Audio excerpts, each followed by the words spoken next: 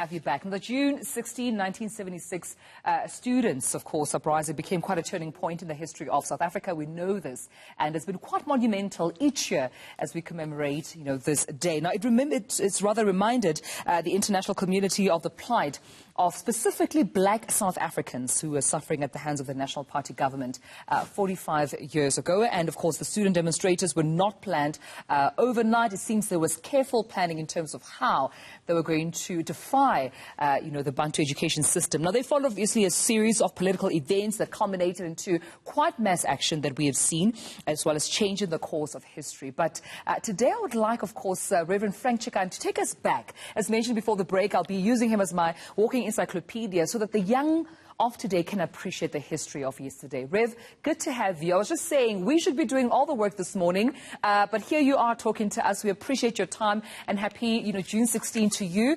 Let's go back 45 years ago, and I need this to be, I suppose, an opportunity for those who may not know the history of the youth of 1976 to actually hear it from you.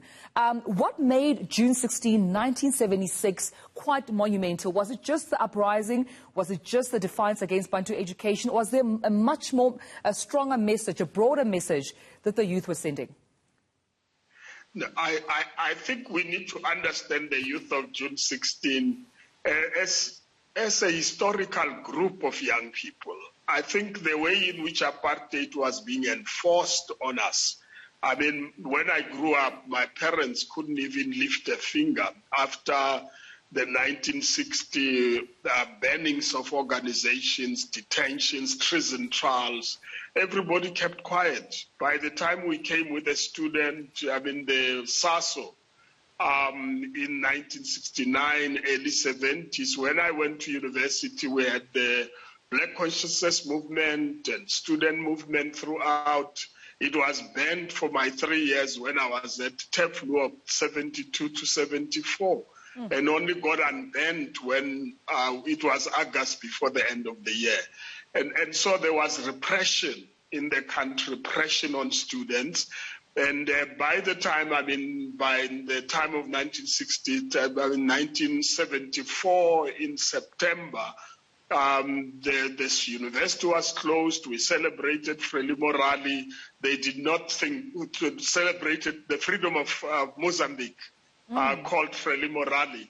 But they couldn't allow that. So they shut down this university. By the time I wanted to go back, 74, I couldn't.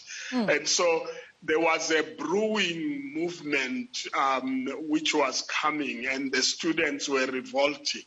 But the real trigger was this thing about Africans. Now, I was forced in my secondary school, high school, to do mathematics and arithmetic in Afrikaans. And it was forced on us. You had nothing, you knew nothing about Afrikaans, but they forced you to learn in Afrikaans.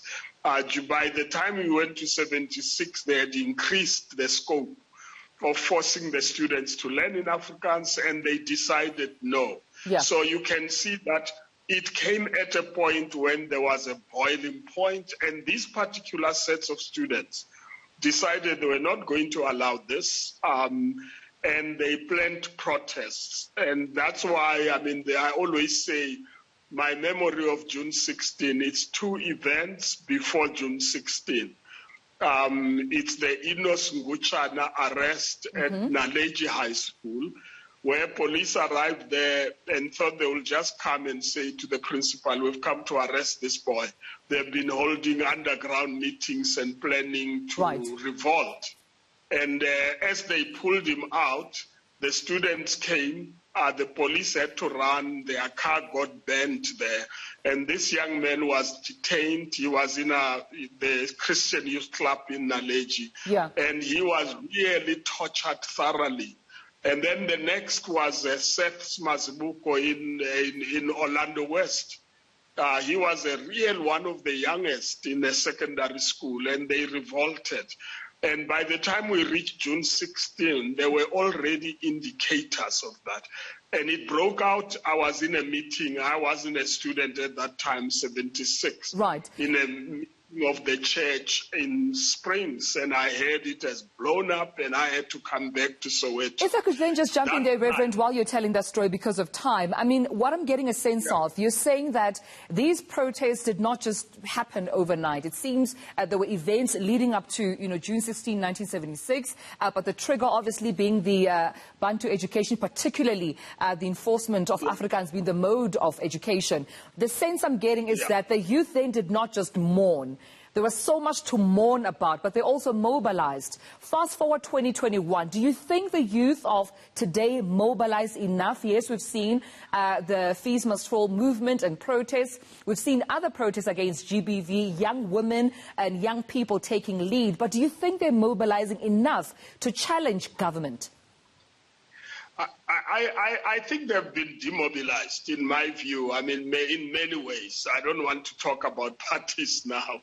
But the point is that there are now many young people, especially the Fees Must Fall generation and those who came after them.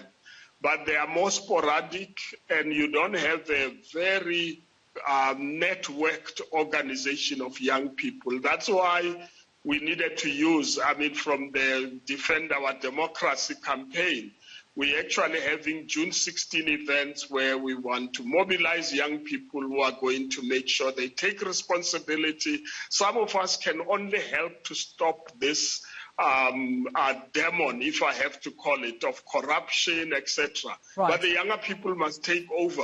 It's not the Frank Chikanes who are going to be into the future. And that's what we need from young people today. All right, former General Secretary of the South African Council of Churches, Reverend Frank Chikane. I could speak to you the whole day, but thank you so much for talking to us this morning.